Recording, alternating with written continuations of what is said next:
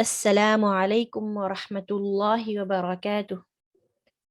الحمد لله رب العالمين، والصلاة والسلام على رسوله الكريم وعلى آله وأصحابه أجمعين ومن تبعهم بإحسان إلى يوم الدين، أما بعد.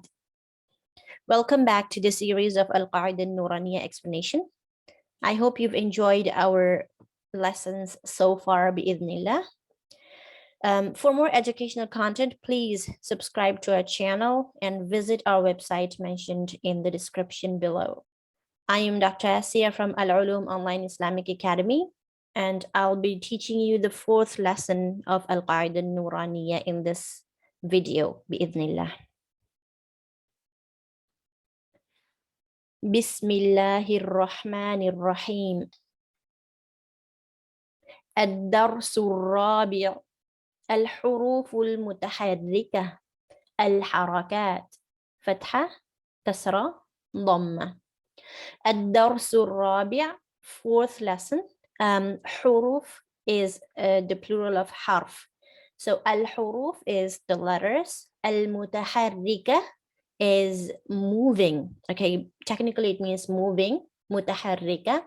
And if you know Arabic grammar, it is منعوت النعت. So this is the attribute or the adjective of the letters.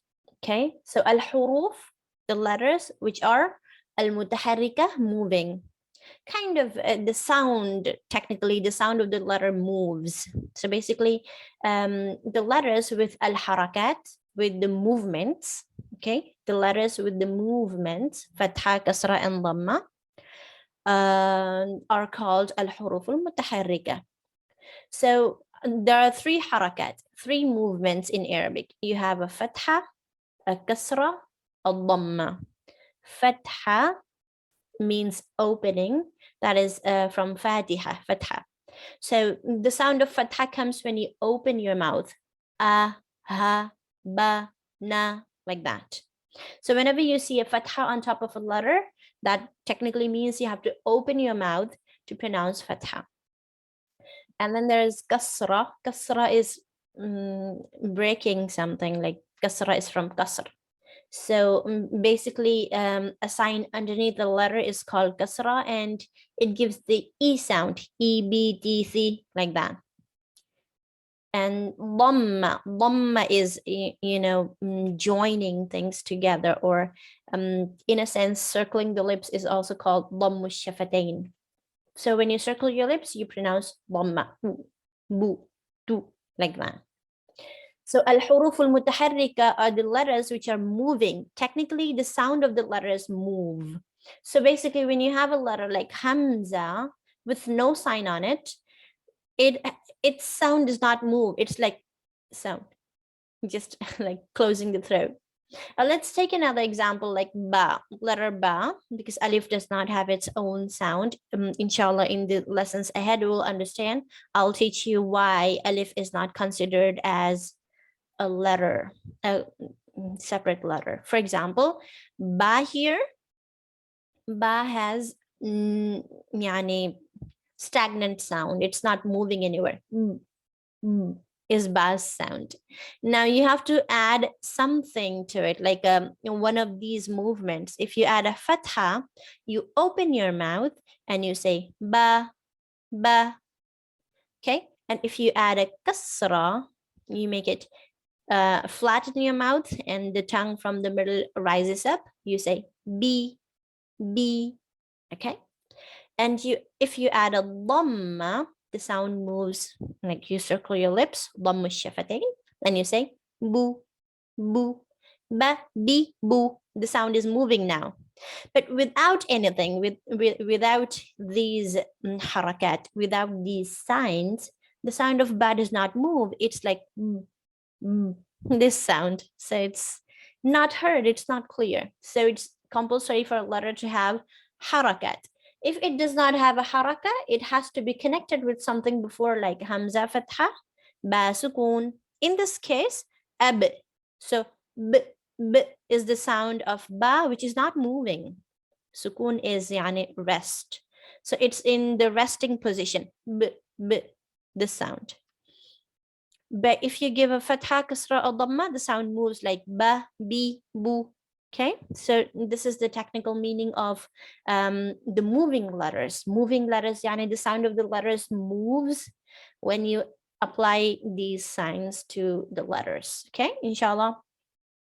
Like I said in the first very lesson, that Al-Qaida An is an amazing book. It has a lot of things hidden in it. Okay, so one of those things is yani you have to observe the way everything is written, and you have to observe the colors of colors given to certain things. Like here, if you observe, like ask your student to observe the colors given to specific signs or specific letters. There is a reason the colors change. Now here, if you observe, you would see that the signs in Hamza, the signs in Ha, Ain, Ha, Oin, Kha. These 6 letters have a brown color given to their signs. Okay.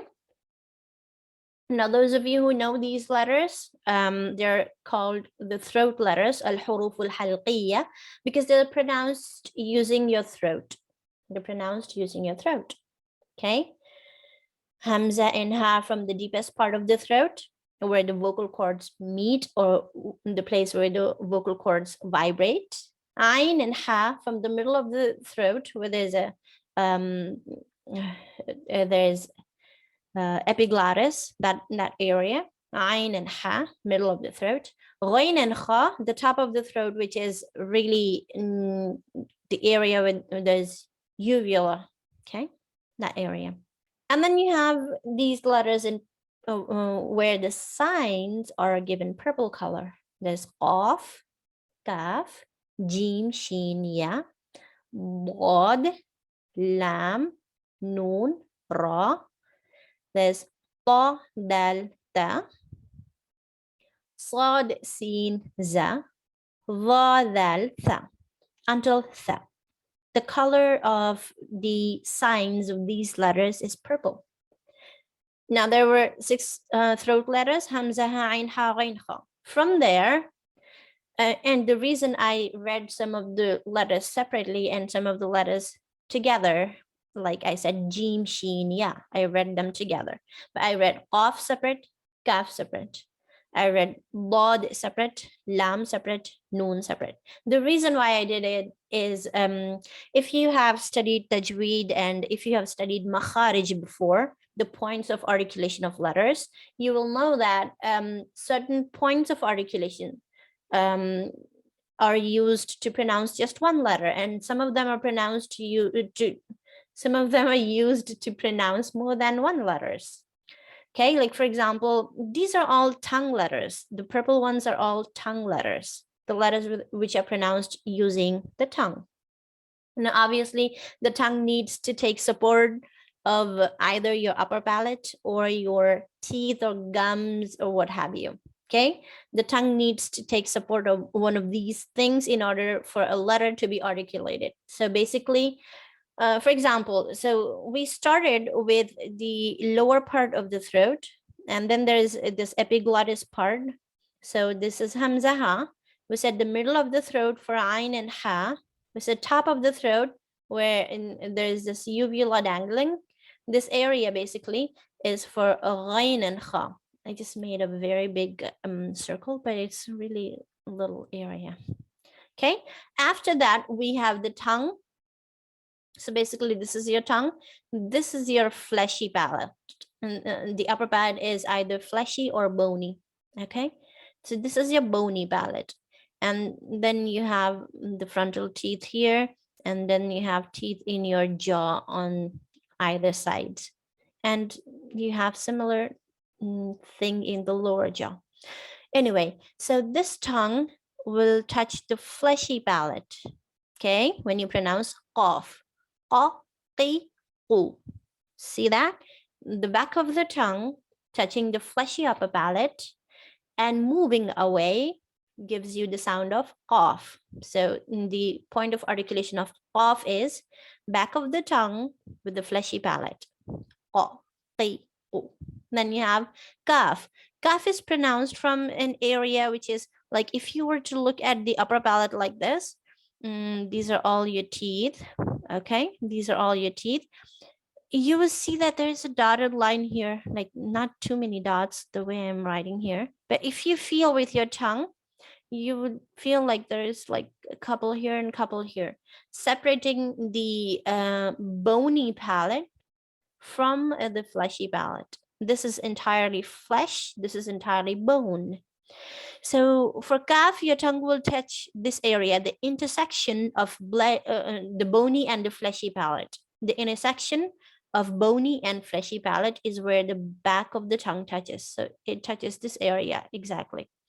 So fleshy palate, bony palate. This is the intersection of fleshy and bony palate. Back of the tongue touching this area gives you like the tongue touches and moves away to pronounce kaf. Ka, ki, ku. Observe now.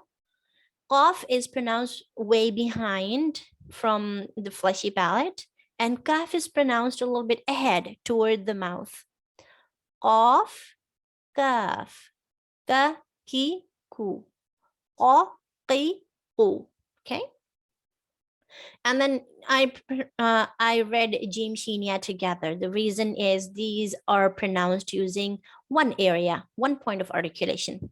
The point of articulation for Jim Shinya is the middle of the tongue with the middle of the upper palate. So this area, so we're observe how we're coming from back to front, like that. Back of the tongue, fleshy palate, qaf. Back of the tongue, fleshy and bony palate, kaf. Middle of the tongue with the middle of the upper palate, which is bony palate completely. You have jim, sheen, ya. Now for jim, the tongue touches on the upper palate and moves away. J, j, j. Okay. For sheen, the tongue comes close to the middle of upper palate and the air is kind of concentrated in the area, like kind of like a spray kind of effect. Sheen. And then ya, middle of the tongue comes up close to the middle of the upper palate, but it does not touch. Ya. So jim, sheen, ya. These three letters are pronounced using the middle of the tongue against the middle of the upper palate. In jim, the tongue touches and moves away. In sheen and ya, it comes close to the upper palate. I hope that's easy for you to understand, inshallah. Next, we have lod. Lod is, in the first lesson itself, I explained the concept of lod. The way you pronounce lod is the sides of the tongue. Either you use one side or you use both the sides. And you have one pair of premolars and two pairs of molars. Okay. So you either use only this area where you put a lot of pressure, or you use this area, just the left hand side, and you use a lot of pressure, or you use both the sides, but you're putting pressure on the sides, not on the frontal part of the tongue. The frontal part of the tongue is just touching the upper palate. It's not putting pressure on the upper palate. So entire tongue is completely stuck to the upper palate, but you should put pressure on the on these gums, on the teeth, on these three teeth, the grinders on either side. Okay. Bo, bo. This is the way you should pronounce. Bo, di, bu. Okay, not daddy do, not like a dal, but like different kind of dal from the sides of the tongue, if that makes sense. Bo, di, bu. Next, you have the lam, noon, and ra. These are very close to each other. They're not the same makhraj, but they're close to each other. For lam, you use this entire frontal area. The entire frontal area is spread like the, you know, you can make the tongue like tip of the tongue like this pointy, and you can make the tip of the tongue really wide. For lam, you make it kind of wide. Okay. So this entire frontal area, from this corner to this corner of the frontal part of the tongue, okay, from this left hand side to right, or from right to left, okay, this entire frontal area touches the upper palate where you have the embossed area, like kind of behind the gums, like you have a texture like this behind the gums, that area. So the sound comes out of this part because your tongue is stopping the sound in this area. So there's no sound coming out of this area. We call it shidda. Okay, if your oral cavity is stopping the sound, or if a makhraj is stopping the sound in a particular area, that is called shidda. And the sound is coming out of the sides of the frontal part of the tongue. So that is how lam is pronounced. So the point of articulation of lam is frontal sides of the tongue with the frontal part of the upper palate. Okay, the sound is coming out of the sides of the frontal part, whereas the entire frontal area is pressed against the upper palate. For noon, it's similar to this, but the entire tongue is closed, kind of attached to the upper palate, like from the frontal part, and the oral cavity is completely closed, but the nasal cavity is open. So when you say and, so when your tongue is completely closing the oral cavity, the frontal part of the tongue is completely touching the frontal part of the upper palate, hence closing the oral cavity, and the nasal cavity is open. Na, ni, nu. Haraka is heard when you remove the tongue from the upper palate. But before that, the pure noon sound, the gunna sound, comes from the nose. It does not come from the mouth. This is what the gunna sounds like, the sound that comes from the nose. And then you have ra. Ra is like close to lam, but you kind of it's kind of opposite to lam. So for ra, these sides touch the upper palate more, and in the middle, in the front, you kind of leave a little gap for the tongue to kind of trill and make that vibrating sound. So the sound of ra comes from the frontal part, and it's stopped from the sides. So shidda in the sides, rakhawa in the front, if you know what that is. But for now, just know that ra is pronounced when the tongue, frontal part of the tongue, trills against the frontal part of the upper palate. The sound comes out. Now you must become really careful for ra to not be pronounced more than once when the tongue trills against the makhraj. You should not be like ra. This is wrong. Okay, too much trilling of the tongue against the makhraj is what we call at-takrir, which is the repetition of ra being heard more than once. But also do not do like ra, ra, trying to keep your tongue away from the makhraj, trying to avoid takrir. So don't say ra, ra, that's wrong. Ra, ri, ru. Also in ra, one more thing is to be observed, that when ra has a sign on top, either a fatha or dhamma, okay, ra becomes heavy, like full mouth. So we call it heavy, or we call it full mouth. Okay, ra, ra. And again, the sound of heaviness comes from the tongue, not from the lips. Don't say ra, ra like that. Say ra, ra, and ru, ru, not ru, ru, ru.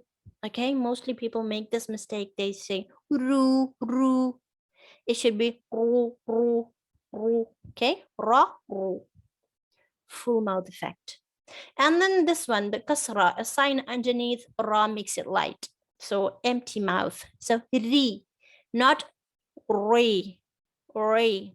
Those are wrong. Say ri, ri, ra, ri, ru. Okay. And then you have got ta, dal, and ta. Ta, dal, and ta. I read them separately. I said ta, dal, ta together. So these are pronounced using the tip of the tongue. Okay, so the tip of the tongue touching the gums of the upper incisors, this area inside. Okay, so tip of the tongue with the gums of the upper incisors to pronounce ta, dal, and ta. So the only difference is ta is heavy, like really, really heavy. Dal and ta are dal and ta are light.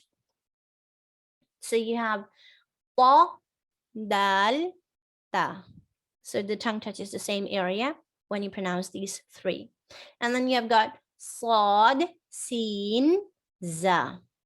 These three are pronounced when the tip of the tongue, so tip of the tongue touches the lower incisors here. Okay, so it kind of creates like a whistle, like mechanism. So for example, if your tongue is touching the lower incisors, the sound comes here, bounces off, and goes off, goes out. So it's like whistle like mechanism. So these letters are what you might call whistle letters. So basically the as-safir is what we call it in Arabic, as-safir, a whistle like sharp sound. Sa, sa, za. Za is more of a buzz, but that's also included in as-safir in Arabic. So tip of the tongue with the lower incisors, you pronounce sad, sin, za. Next, I read dha, dal, and tha together. These are pronounced when the tip of the tongue touches the edges of upper incisors. So this is the tip of the tongue, and these are your upper incisors, this area. So your tongue slightly comes out and touches this area, the edges of the upper incisors to pronounce dha, dal, tha. All right. Now, these letters have got blue color signs. Okay, so observe. Fa, fa. Fa is pronounced when the lower lip touches the upper incisors edges. Like the lower lip is touching the upper incisors edge. I'm not really a very good artist, but this has to do. Lower lip touches the upper incisors to pronounce fa, fa. The way you would pronounce V in English, but it's airy. It's not va, it's fa. Okay, for va sound, you're using your vocal cords. That's why it's coming loud and clear. But when you say fa, it's coming with air, just air. Fa. Then you have wow. Wow is pronounced by circling your lips. We talked about this in the first lesson. Ba is pronounced by closing your lips and opening them. So you have ba, bi, bu, abe. Okay. And then mim is pronounced by closing your lips and using the nasal passage. Ma, mi, mu. You're using the nose also. These four are what we call lip letters. الحروف الشفوية, lip letters. حسنا. So we have seen throat letters, hamza, ha, ain, ha, ghain, kha, in the beginning in brown. Sorry. We've seen the throat letters, hamza, ha, ain, ha, ghain, kha, in brown colored signs, with brown color signs. We've seen the tongue letters, which are in purple, with purple signs like qaf, kaf, jim, shin, ya, dad, lam, nun, ra, ta, dal, ta, sad, sin, za, va, dal, tha. 10 makharij, 18 letters. And then you have lip letters, 2 makhraj and 4 letters, fa, lower lip with the upper incisors, and waw, ba, and mim are pronounced using both the lips together. This is as as concise as as short a summary as I can make for the makharij of Arabic letters. Inshallah, I hope you understood this. If you did not understand, inshallah, I'm going to make another series of videos only for the rules of Tajweed, inshallah. So I'll explain each concept very clearly, very much in detail in that. So stay tuned for that, inshallah. All right, so we'll start reading the lesson now, bi'idhnillah. بسم الله الرحمن الرحيم. الدرس الرابع. الحروف المتحركة. الحركات. فتحة، كسرة، ضمة. Before we go ahead and before I forget, please make kasra, fatha, please make fatha as fathul fam, opening the mouth. Say um, like you would say arm, arm, arm, if you would, okay? Don't say it like like as an apple, a. Some people say it like an apple, like al-ardu. That is wrong. That is called taqleel. Taqleel is qalilun min al-imala, a little bit of bending the sound of fatha, which is wrong. When you say it's apple, it's not it's not it's not fatha. Fatha sounds like taqleel sounds like like an apple, and imala sounds like like an Aaron. So the way you say Aaron, I think, yeah. This is imala, and as in the letter A, this is also imala. So basically, apple, Aaron, these are taqleel, and A is imala. So these are wrong. Imala is only allowed once in a Hafs and Asim recitation. The riwayah that we follow, Imala is only once in the entire Mus'haf, in the entire Quran, where in Surah Hud, Bismillahi majriha wa mursaha. That is where Imala is in the entire Mus'haf. But if you are using imala anywhere else, like you say a'udhu billahi, that is wrong. Imala is not allowed in Hafs and Asim, except for that majriha. And then if you're doing something like taqleel, like a'udhu billahi, la ba, this is also taqleel, which is qalilun min al-imala, a little bit of imala, a little bit of bending the sound of fatha toward kasra, which is not allowed either. Now, most of the Egyptian people do this mistake, and I don't want to pinpoint a nation, but the thing is that when you're used to to pronounce something in a certain way, it kind of becomes your habit. For example, the people who speak English, native speakers of English, cannot pronounce the softer sounds. They say de, like Dawudu. Okay, you might have heard that. So that actually happens, and well, it's just a matter of habit. Your tongue has its muscle memory, and you kind of tend to pronounce a particular way, and you might even not observe that. But the thing is, when you pronounce يعني in Quran, when you're supposed to pronounce a certain way, you are supposed to pronounce that way, because the Prophet ﷺ pronounced it that way. The Sahaba learned from him the exact way, even if they talked in different accents, but still they pronounced, when reciting Quran, they pronounced exactly the way they learned the Prophet ﷺ read it. Okay. So in Egyptian accent and the Western Arab accent, what they do is they say like be, like yeah, غالية. They don't say oh, they say re. So they kind of bend the letter a lot, basically. And so, for example, they call my name like Asia, like Asia. Okay, so it's not just Egyptians. I'm mentioning them because I have a lot of Egyptian friends, and I've observed their pronunciation a lot. But the thing is, when you get used to pronouncing a certain thing a certain way, it kind of creeps up on you. Like you don't even realize that you made that mistake. Try to observe this very well and try to read it like rather than eh.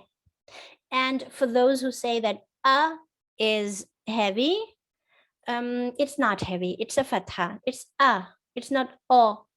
O is heavy. Like wal ardu, ardu. That is heavy. Wal ardu, this is light. When you say wal ardu, this is taqleel. And when you say wal ardu, this is imala. Imala. So the more you sound like a, the more you're making imala, the more you're bending the sound of fatha.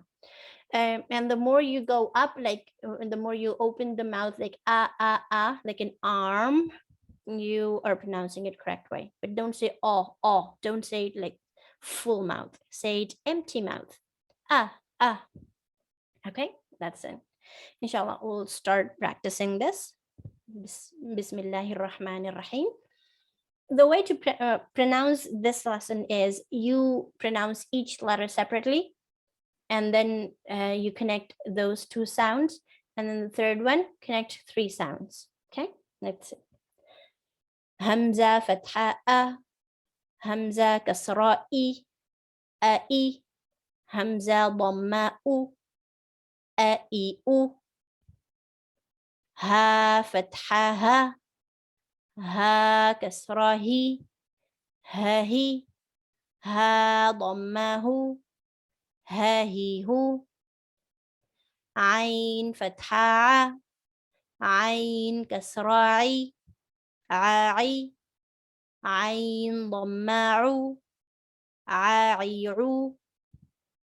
حا فتحة حا كسراحي حاحي حا ضماح حاحيح غين فتحة غين كسراغي غاغي غين ضماغو غاغيغو خا فتحة خا كسراخي خاخي خا ضماخو خاخيخو. Okay, the key to pronouncing the harakat in a very good way is that you should not prolong it ever. Harakat are not prolonged. Just one point, if there's just one point you should remember about harakat is that you should not prolong them. Don't say khakhihu. Okay, say khakhihu, one haraka. Don't make it too fast either, like khakhihu. That's too fast, and that's also not allowed. Make it one beat, one haraka. Qaf fatha qa, qaf kasraqi, qaqi, qaf dhammaqu, qaqiqu, kaf fatha ka, kaf kasraki, kaki, kaf dhammaku, kakiku. You can go ahead without spelling too for some time. Like jajiju, shashishu, yayiyu, dadidu, lalilu, naninu, ra fathara, ra kasrari, rari, ra dhammaru, rariru, ra heavy, ri light, ru heavy. Tatitu, dadidu, tatitu, sasisu, sasisu, zazizu, vavivu, ذاذيذو ثاثيثو فا فتحة فا كسرة فافي فا ضمافو فافيفو واو فتحة واو كسرة واوي واو ضماو واويو Remember, wow is circle lips, not like a V, like a W sound. با فتحة با، با كسرة بي، بابي، با ضمة بو، بابي بو. ميم فتحة ما، ميم كسرة مي، مامي، ميم ضمة مو، ماميمو. With this, we can wind up بإذن الله. If there's any mistake in this lesson, it's either from me or from Shaitan, and Allah is pure from all the mistakes, and all the beneficial knowledge is from Allah and Allah alone. سبحان ربك رب العزة عما يصفون وسلام على المرسلين والحمد لله رب العالمين. والسلام عليكم ورحمة الله وبركاته.